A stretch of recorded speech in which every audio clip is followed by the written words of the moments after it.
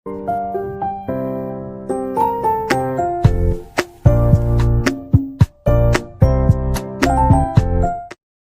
mga loves! Let's make banana bread with cream cheese.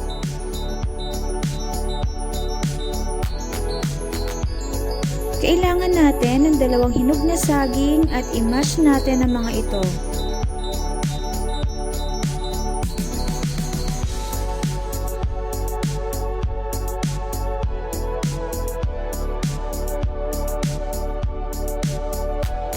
After natin ma-mash ang ating bananas, mag-add tayo ng 2/3 cups of white sugar.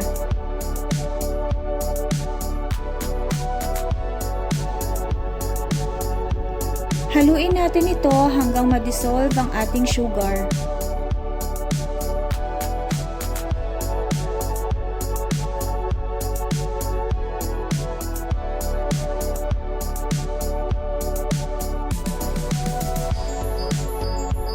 When sugar is completely dissolved, let's now add the melted butter and mix.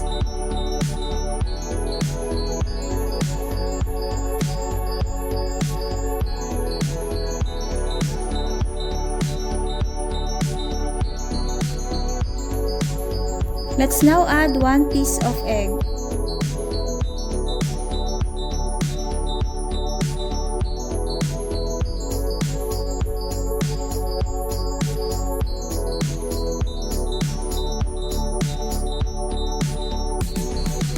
Let's also add a teaspoon of vanilla.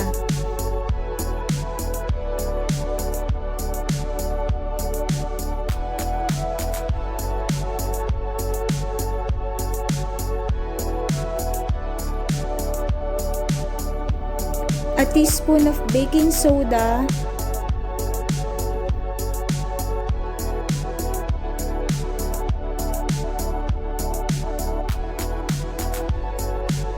And 1/8 teaspoon of salt. At this point, we can now add the all-purpose flour. We need 1½ cups for this recipe. Let's now put our first half and mix. We can now add the second half of flour.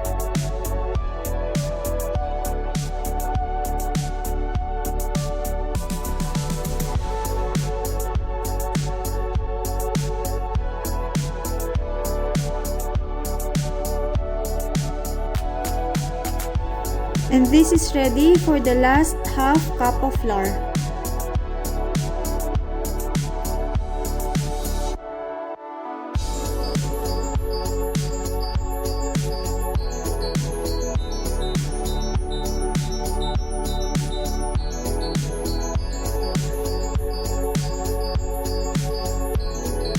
Put this aside and let's start making our cream cheese filling.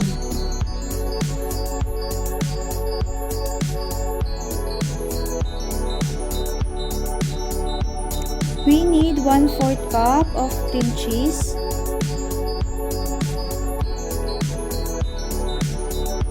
2 tablespoons of white sugar,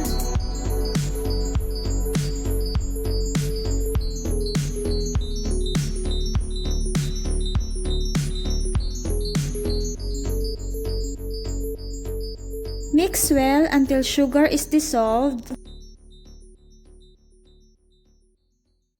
Now let's add the egg yolk.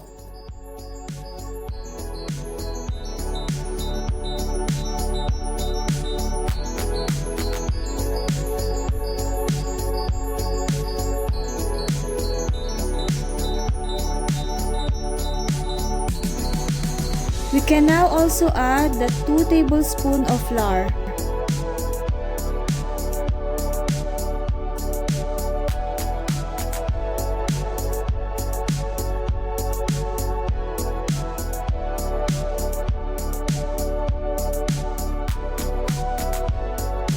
Mix this well and now our cream cheese filling is ready.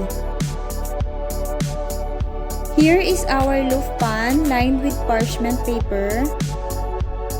Let's put half of our butter.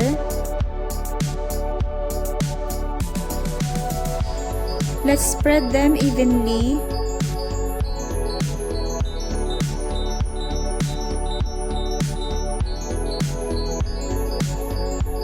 And now we can add the cream cheese filling.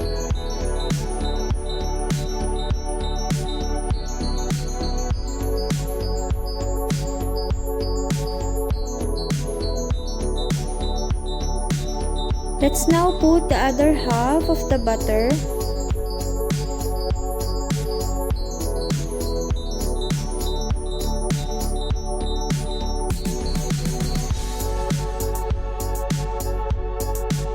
This is now ready for the preheated oven. Bake for 50 minutes in 150 degrees Celsius. And here is our banana bread with cream cheese filling.